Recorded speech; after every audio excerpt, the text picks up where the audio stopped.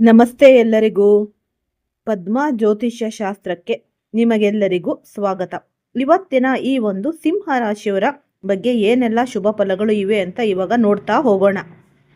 ನನ್ನ ಆತ್ಮೀಯ ಸಿಂಹ ರಾಶಿಯವರೇ, ಇಂದಿನ ಈ ಒಂದು ವಿಶೇಷ ಸಂಚಿಕೆಯಲ್ಲಿ ನಾವು ಅತ್ಯಂತ ಈ ಒಂದು ಆಸಕ್ತಿಕರ, ಪ್ರತಿಯೊಬ್ಬರ ಜೀವನಕ್ಕೂ ನೆರವಾಗಿ ಅನ್ವಯಿಸುವಂತಹ ಹಾಗೂ ಪ್ರತಿಯೊಬ್ಬರು ತಿಳಿದುಕೊಳ್ಳಲೇಬೇಕಾದ ಒಂದು ಪ್ರಮುಖ ವಿಷಯದ ಬಗ್ಗೆ ಅತ್ಯಂತ ಆಳವಾಗಿ ಚರ್ಚಿಸಲಿದ್ದೇವೆ. ನಾವು ಪ್ರತಿದಿನ ಅನುಭವಿಸುವ ಅನುಭವಗಳು ನಮ್ಮ ಆಲೋಚನಾ ಶೈಲಿ ಮತ್ತು ನಮ್ಮ ಜೀವನದ ದಾರಿಯನ್ನು ಬದಲಾಯಿಸುವ ಪ್ರಮುಖ ನಿರ್ಧಾರಗಳು, ಇವುಗಳ ಹಿಂದೆ ಇರುವ ನಿಗೂಢ ಸತ್ಯಗಳೇನು? ಅನೇಕ ಬಾರಿ ನಮಗೆ ಅನಿಸುತ್ತೆ, ನನ್ನ ಜೀವನದಲ್ಲಿ ಯಾಕೆ ಹೀಗೆ ನಡೆಯುತ್ತಿದೆ, ಅಥವಾ ನಾನು ಅಂದುಕೊಂಡ ಗುರಿಯನ್ನು ತಲುಪಲು ನನಗೆ ಏಕೆ ಸಾಧ್ಯವಾಗುತ್ತಿಲ್ಲ ಎಂದು. ಇದಕ್ಕೆ ಉತ್ತರವೇ ಈ ವಿಡಿಯೋದ ಮೂಲ ವಸ್ತು. ಇಂದಿನ ಈ ಒಂದು ಚರ್ಚೆಯಲ್ಲಿ ನಾವು ಕೇವಲ ಮೇಲ್ನೋಟದ ಮಾಹಿತಿಯನ್ನು ಮಾತ್ರ ನೀಡುವುದಿಲ್ಲ, ಬದಲಾಗಿ ಇದರ ಹಿನ್ನೆಲೆ, ಇತಿಹಾಸ, ವಿಜ್ಞಾನ ಮತ್ತು ನಮ್ಮ ದೈನಂದಿನ ಜೀವನದಲ್ಲಿ ಇದನ್ನು ಹೇಗೆ ಸಕಾರಾತ್ಮಕವಾಗಿ ಬಳಸಿಕೊಳ್ಳಬಹುದು ಎಂಬುದನ್ನು ಸಂಪೂರ್ಣವಾಗಿ ವಿಶ್ಲೇಷಿಸಲಿದ್ದೇವೆ. ವಿಷಯದ ಆಳಕ್ಕೆ ಇಳಿಯುವ ಮೊದಲು ನಾವು ಇದರ ಮೂಲ ಅಡಿಪಾಯವನ್ನು ಅರ್ಥ ಮಾಡಿಕೊಳ್ಳುವುದು ಅತ್ಯಗತ್ಯ. ಮಾನವನ ಇತಿಹಾಸವನ್ನು ಒಮ್ಮೆ ತಿರುಗಿ ನೋಡಿದರೆ ಇಂತಹ ವಿಚಾರಗಳು ಇಂದಿನ ಆಧುನಿಕ ಯುಗಕ್ಕೆ ಮಾತ್ರ ಸೀಮಿತವಾಗಿಲ್ಲ. ನೂರಾರು ವರ್ಷಗಳ ಹಿಂದೆಯೇ ನಮ್ಮ ಹಿರಿಯರು, ತತ್ವಜ್ಞಾನಿಗಳು ಮತ್ತು ವಿಜ್ಞಾನಿಗಳು ಈ ವಿಷಯ ಕುರಿತು ಸಾಕಷ್ಟು ಸಂಶೋಧನೆಗಳನ್ನು ನಡೆಸಿದ್ದಾರೆ. ಅಂದರೆ ಉದಾಹರಣೆಗೆ, ಈ ಪುರಾತನ ಕಾಲದಲ್ಲಿ ವ್ಯಕ್ತಿಯೊಬ್ಬನ ಯಶಸ್ಸು ಮತ್ತು ಮಾನಸಿಕ ಸ್ಥಿತಿಯನ್ನು ಅಳೆಯಲು ವಿಭಿನ್ನ ಮಾನದಂಡಗಳು ಇದ್ವು. ಆದರೆ ಕಾಲ ಬದಲಾದಂತೆ, ತಂತ್ರಜ್ಞಾನ ಮತ್ತು ಈ ಒಂದು ವಿಜ್ಞಾನ ಬೆಳೆದಂತೆ ಈ ಒಂದು ವಿಚಾರಗಳ ಹಿಂದಿರುವ ನಿಜವಾದ ಕಾರ್ಯವಿಧಾನ ಅಂದರೆ ಸ್ಪಷ್ಟವಾಗಿ ಅರ್ಥವಾಗಲು ಪ್ರಾರಂಭವಾಯಿತು. ನೀವು ಇಲ್ಲಿ ಗಮನಿಸಿರಬಹುದು, ನಮ್ಮ ಸಮಾಜದಲ್ಲಿ ಇಬ್ಬರು ವ್ಯಕ್ತಿಗಳು ಒಂದೇ ರೀತಿಯ ಪರಿಸರದಲ್ಲಿ ಬೆಳೆಯುತ್ತಾರೆ, ಆದರೆ ಒಂದೇ ರೀತಿಯ ಶಿಕ್ಷಣವನ್ನು ಪಡೆಯುತ್ತಾರೆ. ಕೆಲವೇ ವರ್ಷಗಳಲ್ಲಿ ಒಬ್ಬ ವ್ಯಕ್ತಿ ಉನ್ನತ ಮಟ್ಟಕ್ಕೆ ತಲುಪಿದರೆ ಇನ್ನೊಬ್ಬ ವ್ಯಕ್ತಿ ಸಾಮಾನ್ಯ ಮಟ್ಟದಲ್ಲೇ ಉಳಿದು ಬಿಡ್ತಾನೆ. ಇದಕ್ಕೆ ಕಾರಣವೇನು ಅಂದರೆ, ವ್ಯತ್ಯಾಸವಿರುವುದು ಅವರ ಸಾಮರ್ಥ್ಯದಲ್ಲ, ಬದಲಾಗಿ ಅವರು ತಮ್ಮ ಆಲೋಚನೆಗಳನ್ನು ಮತ್ತು ಪರಿಸ್ಥಿತಿಯನ್ನು ನಿರ್ವಹಿಸುವ ವಿಧಾನದಲ್ಲಿ. ಈ ಒಂದು ಇಡೀ ವಿಷಯವನ್ನು ನಾವು ಈ 3 ಪ್ರಮುಖ ಹಂತಗಳಲ್ಲಿ ನಾವು ನೋಡಬಹುದು. ಒಂದು, ಆಂತರಿಕ ಗ್ರಹಿಕೆ ಅಂತ. ನಾವು ಹೊರಗಿನ ಪ್ರಪಂಚವನ್ನು ಹೇಗೆ ನೋಡ್ತೇವೆ ಮತ್ತು ಅದನ್ನು ಹೇಗೆ ನಮ್ಮ ಮನಸ್ಸಿನಲ್ಲಿ ಹೇಗೆ ಸ್ವೀಕರಿಸುತ್ತೇವೆ ಎಂಬುದು ಇಲ್ಲಿ ಮೊದಲನೆಯ ಹಂತ. ಅಂದರೆ ಎರಡನೆಯ ಹಂತ, ನಿರ್ಧಾರ ತೆಗೆದುಕೊಳ್ಳುವಿಕೆ. ಪರಿಸ್ಥಿತಿಯನ್ನು ಗ್ರಹಿಸಿದ ನಂತರ ನಾವು ಕೈಗೊಳ್ಳುವ ಪ್ರತಿಯೊಂದು ಸಣ್ಣ ನಿರ್ಧಾರವು ನಮ್ಮ ಭವಿಷ್ಯವನ್ನು ರೂಪಿಸುತ್ತೆ. ಇಲ್ಲಿ ನಿರಂತರ ಕ್ರಿಯೆ ಮತ್ತು ಒಂದು ಫಲಿತಾಂಶ. ಅಂದರೆ ನಿರ್ಧಾರಗಳಷ್ಟೇ ಸಾಲದು, ಅದನ್ನು ದೈನಂದಿನ ಅಭ್ಯಾಸವನ್ನಾಗಿ ಮಾಡಿಕೊಂಡಾಗ ಮಾತ್ರ ನಿಜವಾದ ಬದಲಾವಣೆ ಇಲ್ಲಿ ಸಾಧ್ಯ. ಈ 3 ವಿಷಯ ಅಂದರೆ ನಿಯಮಗಳು ನಾವು ವಿವರವಾಗಿ ಅರ್ಥೈಸಿಕೊಂಡ್ರೆ ನಮ್ಮ ದೈನಂದಿನ ಒತ್ತಡಗಳನ್ನು ಕಡಿಮೆ ಮಾಡಿಕೊಳ್ಳುವುದಲ್ಲದೆ ನಮ್ಮ ಗುರಿಗಳನ್ನು ತಲುಪಲು ಸ್ಪಷ್ಟವಾದ ಒಂದು ಮಾರ್ಗಸೂಚಿ ಅನ್ನೋದು ಸಿಗುತ್ತೆ. ಈ ಒಂದು ವಿಷಯದ ಮೂಲ ತತ್ವಗಳ ಅರ್ಥ ಮಾಡಿಕೊಂಡೆವು. ಈಗ ನಾವು ಅನುಭವಿಸುವ ದೈನಂದಿನ ಅಡೆತಡೆಗಳು ಮತ್ತು ಮಾನಸಿಕ ಸವಾಲುಗಳ ಬಗ್ಗೆ ಆಳವಾಗಿ ನಾವು ನೋಡೋಣ. ಅನೇಕ ಬಾರಿ ನಮಗೆ ಗೊತ್ತಿದ್ದು ನಾವು ತಪ್ಪುಗಳನ್ನು ಮಾಡ್ತೇವೆ. ಉದಾಹರಣೆಗೆ, ಪ್ರತಿಯೊಬ್ಬರು ಸಮಯದ ಮೌಲ್ಯ ಗೊತ್ತಿದೆ. ದಿನಕ್ಕೆ ಒಂದು 24 ಗಂಟೆಗಳ ಕಾಲಾವಕಾಶ ಪ್ರತಿಯೊಬ್ಬರಿಗೂ ಸಮಾನವಾಗಿ ಸಿಗುತ್ತೆ. ಆದರೆ ಯಶಸ್ವಿ ವ್ಯಕ್ತಿಗಳು ಆ ಸಮಯವನ್ನು ಬಳಸಿಕೊಳ್ಳುವ ರೀತಿಯೇ ಬೇರೆ, ಸಾಮಾನ್ಯರು ಅದನ್ನು ಕಳೆಯುವ ರೀತಿಯೇ ಬೇರೆ. ಇಲ್ಲಿ ಮುಖ್ಯವಾಗಿ ನಾವು ಬರುವುದು ಆದ್ಯತೆಗಳ ಒಂದು ನಿರ್ಧಾರ.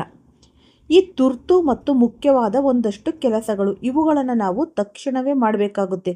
ಈ ತುರ್ತಲ್ಲದ ಆದರೆ ಮುಖ್ಯವಾದ ಕೆಲಸಗಳು ಅಂದರೆ ನಮ್ಮ ದೀರ್ಘಕಾಲದ ಯಶಸ್ಸು ಮತ್ತು ಶಾಂತಿ ಅಡಗಿರುವುದೇ ಈ ಒಂದು ಎರಡನೇ ವರ್ಗದಲ್ಲಿ. ನಾವು ಸಾಮಾನ್ಯವಾಗಿ ದೈನಂದಿನ ಗಡಿಬಿಡಿಯಲ್ಲಿ ತುರ್ತಾದ ಕೆಲಸಗಳ ಹಿಂದೆ ಬಿದ್ದು ನಮ್ಮ ಭವಿಷ್ಯವನ್ನು ರೂಪಿಸುವ ಅತ್ಯಂತ ಮುಖ್ಯವಾದ ಕೆಲಸವನ್ನು ಮುಂದೂಡುತ್ತಾ ಹೋಗ್ತೇವೆ.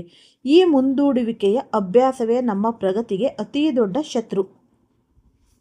ಈ ಮಾನವನ ಮೆದುಳು ಅನ್ನೋದು ಯಾವಾಗಲೂ ಸುಲಭವಾದ ಮತ್ತು ತಕ್ಷಣದ ಸಂತೋಷ ಕೊಡುವ ಕೆಲಸಗಳನ್ನು ಮಾಡಲು ಮಾತ್ರ ಬಯಸುತ್ತೆ. ಇದನ್ನು ವಿಜ್ಞಾನದಲ್ಲಿ ಈ ಒಂದು ಡೋಪಮೈನ್ ರಶ್ ಅಂತ ನಾವು ಕರಿತೀವಿ. ಈ ಸೋಷಿಯಲ್ ಮೀಡಿಯಾದಲ್ಲಿ ಸ್ಟ್ರೋಲ್ ಮಾಡುವುದು, ಅನಗತ್ಯ ವಿಡಿಯೋಗಳನ್ನು ಗಂಟೆಗಟ್ಟಲೆ ನೋಡುವುದು ನಮಗೆ ತಕ್ಷಣ ಸಂತೋಷ ನೀಡುತ್ತೆ. ಆದರೆ ದೀರ್ಘಕಾಲದಲ್ಲಿ ಇದು ನಮ್ಮ ಏಕಾಗ್ರತೆಯನ್ನು ಸಂಪೂರ್ಣವಾಗಿ ಕುಸಿಯುವಂತೆ ಮಾಡಿಬಿಡುತ್ತೆ. ಇಲ್ಲಿ ಮತ್ತೊಂದೆಡೆ ಈ ಪುಸ್ತಕ ಓದೋದು, ಈ ಹೊಸ ಕೌಶಲ್ಯಗಳನ್ನು ಕಲಿಯುವುದು, ಈ ಆರೋಗ್ಯದ ಕಡೆ ಗಮನ ಹರಿಸುವುದು ಅಥವಾ ದಿನನಿತ್ಯದ ಯೋಜನೆಯನ್ನು ರೂಪಿಸುವುದು ತಕ್ಷಣಕ್ಕೆ ಕಷ್ಟ ಎನಿಸಬಹುದು. ಆದರೆ ಇವುಗಳ ಒಂದು ಫಲಿತಾಂಶ ನಮಗೆ ಕೊಡುವ ಆತ್ಮವಿಶ್ವಾಸ ಮತ್ತು ಯಶಸ್ಸು ಅಪ್ರತಿಮವಾದದ್ದು. ಆದ್ದರಿಂದ ಆದಷ್ಟು ನಿಮ್ಮ ಮನಸ್ಸನ್ನು ನಿಯಂತ್ರಿಸುವುದು ಎಂದರೆ ನಿಮ್ಮ ಆಲೋಚನೆಗಳನ್ನು ತಡೆಯುವುದಲ್ಲ, ಬದಲಾಗಿ ಆ ಆಲೋಚನೆಗಳಿಗೆ ಸರಿಯಾದ ದಾರಿಯನ್ನು ತೋರಿಸುವುದು. ನೀವು ಒಮ್ಮೆ ಯೋಚಿಸಿ, ಒಬ್ಬ ವ್ಯಕ್ತಿ ಪ್ರತಿದಿನ ಬೆಳಗ್ಗೆ ಅರ್ಧ ಗಂಟೆ ಬೇಗ ಎದ್ದು ತನಗೆ ಬೇಕಾದ ಹೊಸ ವಿಷಯವನ್ನು ಅಭ್ಯಾಸ ಮಾಡಲು ಪ್ರಾರಂಭಿಸುತ್ತಾನೆ. ಇನ್ನೊಬ್ಬ ವ್ಯಕ್ತಿ ಅದೇ ಅರ್ಧ ಗಂಟೆಯನ್ನು ಮೊಬೈಲ್ ನೋಡುತ್ತಾ ಕಳೆಯುತ್ತಾನೆ. ದಿನದ ಮಟ್ಟಿಗೆ ಈ ಅರ್ಧ ಗಂಟೆಯ ವ್ಯತ್ಯಾಸ ದೊಡ್ಡದಾಗಿ ಕಾಣಿಸುವುದಿಲ್ಲ. ಆದರೆ 1 ವರ್ಷದ ಕೊನೆಯಲ್ಲಿ ಲೆಕ್ಕ ಹಾಕಿದರೆ ಮೊದಲನೆಯ ವ್ಯಕ್ತಿ ವರ್ಷಕ್ಕೆ ಸುಮಾರು 180 ಗಂಟೆಗಳ ಕಾಲ ಈ ಒಂದು ಹೊಸ ಕೌಶಲ್ಯವನ್ನು ಕಲಿತಾನೆ. ಆದರೆ ಎರಡನೇ ವ್ಯಕ್ತಿ ಅದೇ 180 ಗಂಟೆಗಳು ಸಂಪೂರ್ಣವಾಗಿ ವ್ಯರ್ಥ ಮಾಡಿರುತ್ತಾನೆ. ಇದೇ ಒಂದು ಕಾಂಪೌಂಡಿಂಗ್ ಎಫೆಕ್ಟ್ ಅನ್ನೋದು. ಈ ಸಣ್ಣ ಸಣ್ಣ ಧನಾತ್ಮಕ ನಿರ್ಧಾರಗಳು ಕಾಲಕ್ರಮೇಣ ನಾವು ನಂಬಲಾಗದಂತಹ ಒಂದು ಬೃಹತ್ ಫಲಿತಾಂಶವನ್ನು ತಂದುಕೊಡುತ್ತೆ. ನಾವು ದೈನಂದಿನ ಮಾನಸಿಕ ಸವಾಲುಗಳೇ ಆಗಿರ್ಬೋದು, ಈ ಕಾಂಪೌಂಡಿಂಗ್ ಎಫೆಕ್ಟ್ ಬಗ್ಗೆ ವಿಸ್ತಾರವಾಗಿ ಇವಾಗ ನಾವು ಸಂಪೂರ್ಣವಾಗಿ ತಿಳಿದುಕೊಂಡ್ವಿ. ಈಗ ಈ ಎಲ್ಲ ಸಿದ್ಧಾಂತಗಳನ್ನು ನಮ್ಮ ದೈನಂದಿನ ಜೀವನದಲ್ಲಿ ಪ್ರಾಯೋಗಿಕವಾಗಿ ಹೇಗೆ ಅಳವಡಿಸಿಕೊಳ್ಳುವುದು ಎಂಬ ಅತ್ಯಂತ ಪ್ರಮುಖ ಹಂತಕ್ಕೆ ಬಂದಿದ್ದೀವಿ. ನೀವು ಇಂದು ನಿರ್ಧಾರ ಮಾಡಿ ನಾಳೆಯಿಂದಲೇ ಸಂಪೂರ್ಣವಾಗಿ ಬದಲಾಗುತ್ತೇನೆ ಎಂದರೆ ಅದು ಸಾಧ್ಯವಿಲ್ಲ. ಬದಲಾವಣೆ ಎಂಬುದು ಒಂದು ಪ್ರಕ್ರಿಯೆ. ಇದನ್ನು ನಾವು ಅತ್ಯಂತ ಸುಲಭವಾಗಿ ಸಾಧಿಸಲು 4 ಮುಖ್ಯ ಹಂತಗಳನ್ನು ಅನುಸರಿಸಲೇಬೇಕಾಗುತ್ತೆ. ಈ ಸ್ವಯಂ ಪರಿಶೀಲನೆ. ಮೊದಲು ನಿಮ್ಮ ದಿನಚರಿಯನ್ನು ಸೂಕ್ಷ್ಮವಾಗಿ ಗಮನಿಸಿ. ಬೆಳಗ್ಗೆ ಎದ್ದ ತಕ್ಷಣದಿಂದ ರಾತ್ರಿ ಮಲಗುವವರೆಗೆ ನಿಮ್ಮ ಸಮಯ ಎಲ್ಲಿ ವೆಚ್ಚವಾಗುತ್ತಿದೆ ಎಂಬುದನ್ನು ಒಂದು ಡೈರಿಯಲ್ಲಿ ಬರೆದಿಡಿ. ನಿಮ್ಮ ಬೆಲೆ ಬಾಳುವ ಸಮಯವನ್ನು ಅನಗತ್ಯವಾಗಿ ಪೋಲು ಮಾಡುತ್ತಿರುವ ಈ 3 ಮುಖ್ಯ ಅಭ್ಯಾಸಗಳನ್ನು ಗುರುತಿಸಿ. ಸಣ್ಣ ಗುರಿಗಳ ನಿರ್ಧಾರ ಮಾಡಿ. ಒಂದೇ ದಿನದಲ್ಲಿ ದೊಡ್ಡ ಗುರಿಗಳನ್ನು ಇಟ್ಟುಕೊಳ್ಬೇಡಿ. ಉದಾಹರಣೆಗೆ, ನಾನು ದಿನಕ್ಕೆ 1-2 ಗಂಟೆ ಪುಸ್ತಕ ಓದ್ತೀನಪ್ಪ ಎನ್ನುವ ಬದಲು ನಾನು ದಿನಕ್ಕೆ ಕೇವಲ 5 ಪುಟಗಳನ್ನು ಓದುತ್ತೇನೆ ಎಂದು ಪ್ರಾರಂಭಿಸಿ. ಈ ಸಣ್ಣ ಹೆಜ್ಜೆ ನಿಮ್ಮ ಮೆದುಳಿಗೆ ಯಾವುದೇ ಒತ್ತಡವನ್ನು ನೀಡೋದಿಲ್ಲ. ಆದಷ್ಟು ಪರಿಸರ ವಿನ್ಯಾಸ. ನಿಮ್ಮ ಸುತ್ತಮುತ್ತಲಿನ ವಾತಾವರಣ ನಿಮ್ಮ ಆಲೋಚನೆಗಳನ್ನು ರೂಪಿಸುತ್ತೆ. ನೀವು ಕಲಿಯಬೇಕಾದ ಅಥವಾ ಮಾಡಬೇಕಾದ ಕೆಲಸಗಳಿಗೆ ಸಂಬಂಧಿಸಿದ ವಸ್ತುಗಳನ್ನು ನಿಮ್ಮ ಕಣ್ಣಿಗೆ ಕಾಣುವಂತೆ ಇಡಿ. ಉದಾಹರಣೆಗೆ, ಪುಸ್ತಕ ಓದಬೇಕೆಂದರೆ ಅದನ್ನು ನಿಮ್ಮ ಮೇಜಿನ ಮೇಲಿಡಿ. ಈ ಮೊಬೈಲ್ ಬಳಕೆಯನ್ನು ಕಡಿಮೆ ಮಾಡಬೇಕೆಂದರೆ ಕೆಲಸದ ಸಮಯದಲ್ಲಿ ಅದನ್ನು ಬೇರೆ ಕೊಠಡಿಯಲ್ಲಿ ಇಡಿ. ನಿಮ್ಮ ಗುರಿಗಳನ್ನು ನಿಮ್ಮ ಆತ್ಮೀಯ ಗೆಳೆಯನೊಂದಿಗೆ ಅಥವಾ ಕುಟುಂಬದವರೊಂದಿಗೆ ಹಂಚಿಕೊಳ್ಳಿ. ನೀವು ದಿನನಿತ್ಯ ಈ ಪ್ರಗತಿ ಸಾಧಿಸುತ್ತಿದ್ದೀರಾ ಇಲ್ಲವೇ ಎಂಬುದನ್ನು ವಾರಕ್ಕೊಮ್ಮೆ ಪರಿಶೀಲಿಸಿ. ನಮ್ಮ ಜೀವನವು ನಾವು ತೆಗೆದುಕೊಳ್ಳುವ ಸಣ್ಣ ಸಣ್ಣ ನಿರ್ಧಾರಗಳ ಮೊತ್ತವಾಗಿರುತ್ತೆ. ಯಶಸ್ಸು ಎಂಬುದು ಒಂದೇ ರಾತ್ರಿಯಲ್ಲಿ ಸಿಗುವ ಪವಾಡವಲ್ಲ. ಅದು ಪ್ರತಿದಿನವೂ ನಾವು ನಮ್ಮ ಗುರಿಯತ್ತ ಇಡುವ ಸಣ್ಣ ಹೆಜ್ಜೆಗಳ ಫಲಿತಾಂಶ. ಪ್ರತಿಯೊಬ್ಬರ ಜೀವನದಲ್ಲೂ ಸೋಲು, ನಿರಾಶೆ ಮತ್ತು ಈ ಅಡೆತಡೆಗಳು ಬರುವುದು ಸಾಮಾನ್ಯ.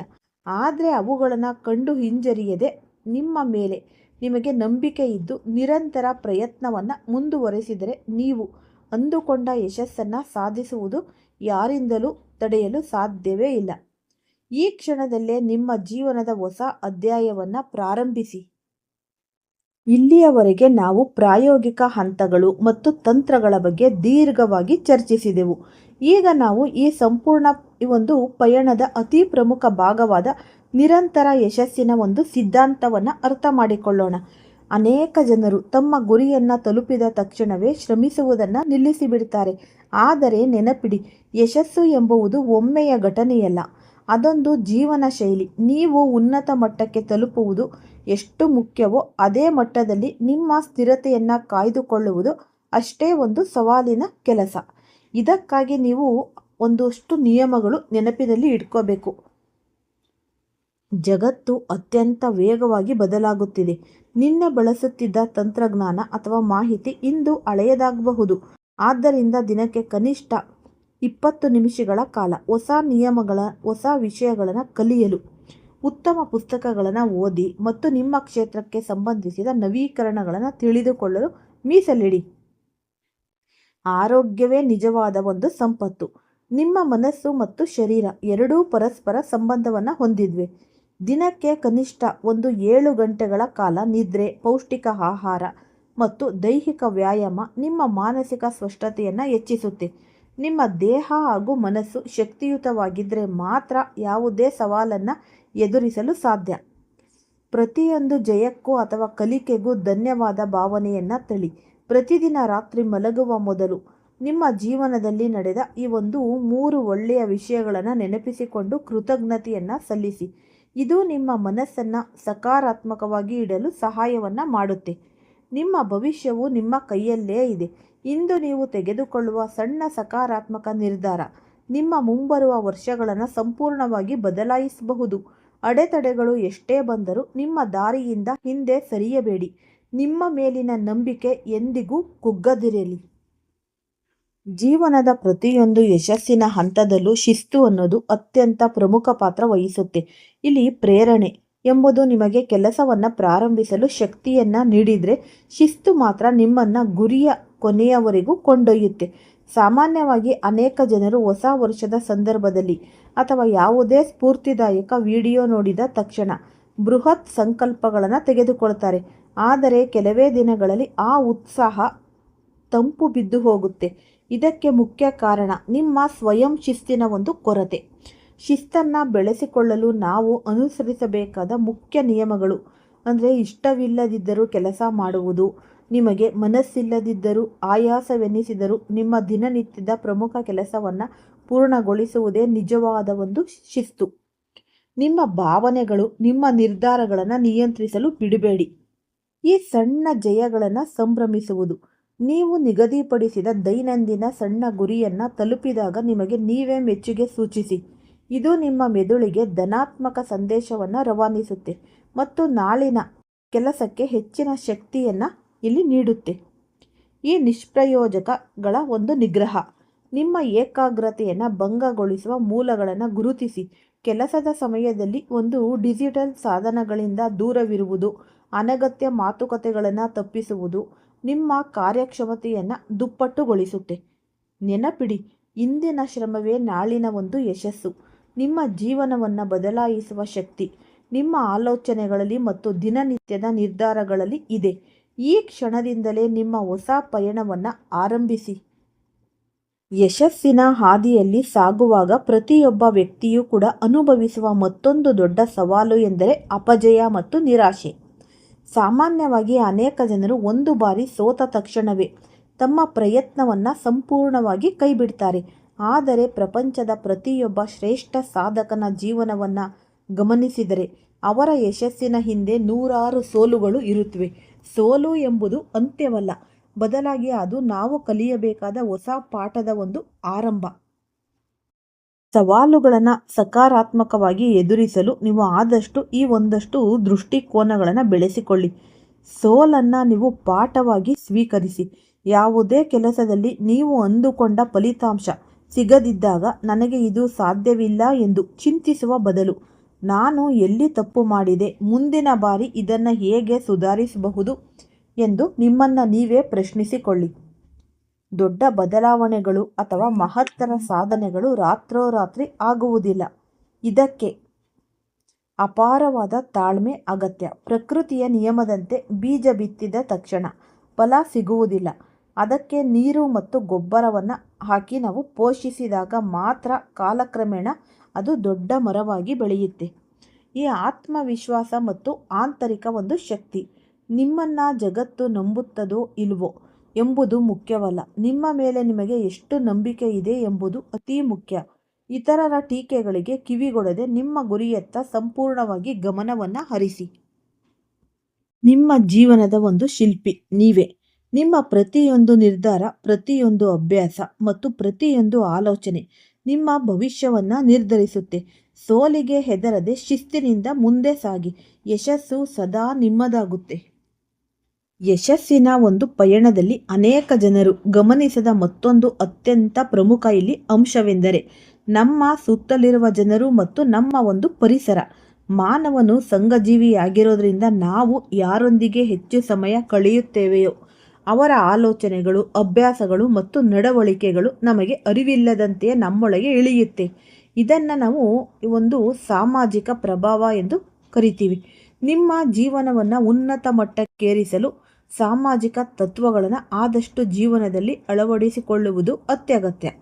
ನಿಮ್ಮ ಕನಸುಗಳನ್ನು ಪ್ರೋತ್ಸಾಹಿಸುವ, ನಿಮ್ಮನ್ನು ಸದಾ ಕಲಿಯಲು ಮತ್ತು ಬೆಳೆಯಲು ಪ್ರೇರೇಪಿಸುವ ವ್ಯಕ್ತಿಗಳೊಂದಿಗೆ ಒಡನಾಡವಿಟ್ಟುಕೊಳ್ಳಿ. ನಕಾರಾತ್ಮಕವಾಗಿ ಆಲೋಚಿಸುವ ಮತ್ತು ಸದಾ ದೂರು ಹೇಳುವ ವ್ಯಕ್ತಿಗಳಿಂದ ಸಾಧ್ಯವಾದಷ್ಟು ಅಂತರವನ್ನು ಕಾಯ್ದುಕೊಳ್ಳಿ. ನೀವು ಸಾಧಿಸಲು ಬಯಸುವ ಕ್ಷೇತ್ರದಲ್ಲಿ ಈಗಾಗಲೇ ಯಶಸ್ಸು ಕಂಡಿರುವ ವ್ಯಕ್ತಿಗಳನ್ನು ಗಮನಿಸಿ. ಅವರ ಅನುಭವ, ತಪ್ಪುಗಳು ಮತ್ತು ವಿಶ್ಲೇಷಣೆಗಳಿಂದ ಕಲಿಯುವುದು ನಿಮ್ಮ ಸಮಯವನ್ನು ಉಳಿಸುತ್ತೆ ಮತ್ತು ಅನಗತ್ಯ ಆಪತ್ತುಗಳಿಂದ ನಿಮ್ಮನ್ನು ರಕ್ಷಿಸುತ್ತೆ. ಯಾರಿಂದಲಾದರೂ ಸಹಾಯ ಬಯಸುವ ಮೊದಲು ಅವರಿಗೆ ನೀವು ಏನು ಮೌಲ್ಯವನ್ನು ನೀಡಬಹುದು ಎಂಬುದನ್ನು ಆಲೋಚಿಸಿ. ನಿಜವಾದ ಸಂಬಂಧಗಳು ಬೆಳೆಯುವುದು ಪರಸ್ಪರ ಸಹಕಾರ ಮತ್ತು ಈ ಗೌರವದಿಂದ ಮಾತ್ರ. ನಾವು ಆಂತರಿಕ ಗ್ರಹಿಕೆಯಿಂದ ಹಿಡಿದು ದೀರ್ಘಕಾಲದ ಒಂದು ಶಿಸ್ತು, ಸವಾಲುಗಳನ್ನು ಎದುರಿಸುವ ಹಾದಿ ಮತ್ತು ಸಾಮಾಜಿಕ ವಾತಾವರಣದ ಪ್ರಭಾವದವರೆಗೂ ಅತ್ಯಂತ ವಿಸ್ತಾರವಾಗಿ ನಾವು ನೋಡಿದ್ವಿ. ಬದಲಾವಣೆ ಎಂಬುದು ಕೇವಲ ಈ ಒಂದು ವಿಡಿಯೋ ನೋಡುವುದರಿಂದ ಬರಲ್ಲ. ಇಲ್ಲಿ ಚರ್ಚಿಸಿದ ತತ್ವಗಳನ್ನು ನಿಮ್ಮ ಪ್ರತಿನಿತ್ಯದ ಜೀವನದಲ್ಲಿ ಸಣ್ಣ ಸಣ್ಣ ಪ್ರಮಾಣದಲ್ಲಿ ಅಳವಡಿಸಿಕೊಂಡಾಗ ಮಾತ್ರ ನಿಜವಾದ ಕ್ರಾಂತಿ ಇಲ್ಲಿ ಸಾಧ್ಯ. ಈ ಒಂದು ಸುದೀರ್ಘ ಸರಣಿಯ ಅಂತಿಮ ಹಂತದಲ್ಲಿ ನಾವು ಪ್ರತಿಯೊಬ್ಬರೂ ತಮ್ಮ ಜೀವನದಲ್ಲಿ ಹೊಂದಿರಬೇಕಾದ ಅತ್ಯಂತ ಪ್ರಮುಖ ವಿಚಾರದ ಬಗ್ಗೆ ಮಾತನಾಡಲಿದ್ದೇವೆ. ಅದೇ ಒಂದು ದೀರ್ಘಕಾಲಿಕ ಒಂದು ದೃಷ್ಟಿಕೋನ. ಇಂದಿನ ಒಂದು ಆಧುನಿಕ ಯುಗದಲ್ಲಿ ನಮಗೆ ಎಲ್ಲವೂ ತಕ್ಷಣವೇ ಸಿಗಬೇಕಪ್ಪ, ತಕ್ಷಣವೇ ಆಹಾರ ಸಿಗಬೇಕು ಮತ್ತು ತಕ್ಷಣವೇ ಸಂದೇಶ ತಲುಪಬೇಕು, ಈ ರೀತಿ ಯಶಸ್ಸು ತಕ್ಷಣವೇ ಸಿಗಬೇಕು. ಆದರೆ ನೆನಪಿಡಿ, ಕ್ಷಣಿಕವಾಗಿ ಸಿಗುವ ಯಶಸ್ಸು ಕ್ಷಣಿಕವಾಗಿಯೇ ಮಾಯವಾಗಿ ಹೋಗುತ್ತೆ. ಆದರೆ ಆಳವಾದ ಅಡಿಪಾಯದ ಮೇಲೆ ನಿರ್ಮಿಸಿದ ಯಶಸ್ಸು ತಲೆಮಾರುಗಳ ಕಾಲ ಶಾಶ್ವತವಾಗಿ ಉಳಿಯುತ್ತೆ. ನಿಮ್ಮ ಜೀವನವನ್ನು ಉನ್ನತ ಮಟ್ಟಕ್ಕೇರಿಸುವ ಕೊನೆಯ 3 ಮಹತ್ವದ ಒಂದಷ್ಟು ಸೂತ್ರಗಳು. ನಿಮ್ಮ ದೃಷ್ಟಿಕೋನ ಆದಷ್ಟು ಸ್ಪಷ್ಟವಾಗಿರಲಿ. ಮುಂದಿನ 5 ಅಥವಾ 10 ವರ್ಷಗಳಲ್ಲಿ ನೀವು ಇಲ್ಲಿ ಎಲ್ಲೇಕಿಸಬೇಕು ಎಂಬ ಈ ಒಂದು ಸ್ಪಷ್ಟವಾದ ಚಿತ್ರಣ ನಿಮ್ಮ ಮನಸ್ಸಿನಲ್ಲಿ ಇರಬೇಕು. ನೀವು ಮಾಡುವ ಸಣ್ಣ ಕೆಲಸವೂ ಸಹ ದೊಡ್ಡ ದೃಷ್ಟಿಕೋನಕ್ಕೆ ಪೂರಕವಾಗಿ ಇರಬೇಕು. ನೋಡಿದ್ರಲ್ಲ, ಆದಷ್ಟು ಈ ಸರಳವಾದ ಈ ಒಂದು ಶ್ಲೋಕನೇ ಆಗಲಿ, ಈ ಪರಿಹಾರಗಳನ್ನು ಮಾಡಿಕೊಂಡು ನೋಡಿ. ನಿಮ್ಮ ಜೀವನದಲ್ಲಿ ಅಖಂಡ ಮಟ್ಟದ ರಾಜಯೋಗ ಪ್ರಾಪ್ತಿಯಾಗುತ್ತೆ. ಇದನ್ನ ನೀವು ಈ ಒಂದು ಸಣ್ಣ ವಿಚಾರಪ್ಪ, ಇವೆಲ್ಲ ಏನ್ ಹೇಳ್ಕೊಂಡ್ರೆ ನಮ್ಗೆ ಅದೃಷ್ಟ ಬರುತ್ತಾ ಅಂತ ನೀವು ಇದು ನೆಗ್ಲೆಕ್ಟ್ ಮಾಡಕ್ ಹೋಗ್ಬೇಡಿ. ಆದಷ್ಟು ಆಸಕ್ತಿಯಿಂದ ನೀವು ಈ ತಾಳ್ಮೆ ಮತ್ತು ನಂಬಿಕೆ ಇದ್ದಲ್ಲಿ ಯಾವ ಕೆಲಸದಲ್ಲೂ ಜಯ ಅನ್ನೋದು ಸಿದ್ಧಿಸುತ್ತೆ. ಹಾಗಾಗಿ ನೀವು ಇದನ್ನ ಹೇಳ್ಕೊಳ್ಳಿ. ನೀವು ಹಾಕಿದ ಕಣ್ಣೀರುಗಳಿಗೆ ಇಷ್ಟು ವರ್ಷ ಅದಕ್ಕೆ ಫಲ ಅನ್ನೋದು ಸಿಗುತ್ತೆ. ನಿಮ್ಮ ಜೀವನದಲ್ಲಿ ಅಭಿವೃದ್ಧಿ, ಯಶಸ್ಸು, ಪ್ರಗತಿ ಅನ್ನೋದು ಕಾಣ್ತೀರಾ. ಈ ವಿಡಿಯೋ ಇಷ್ಟ ಆಗಿದ್ದಲ್ಲಿ ಲೈಕ್ ಮಾಡಿ ಮತ್ತೆ ಶೇರ್ ಮಾಡಿ. ಯಾರಾದರೂ ಹೊಸದಾಗಿ ನೋಡ್ತಾ ಇದ್ರೆ ಅವರು ಕೂಡ ಈ ಚಾನೆಲ್ಗೆ ಸಬ್ಸ್ಕ್ರೈಬ್ ಮಾಡಿಕೊಳ್ಳಿ. ಸರ್ವೇ ಜನ ಸುಖಿನೋ ಭವಂತು. ಎಲ್ಲರಿಗೂ ಸಹ ಧನ್ಯವಾದಗಳು.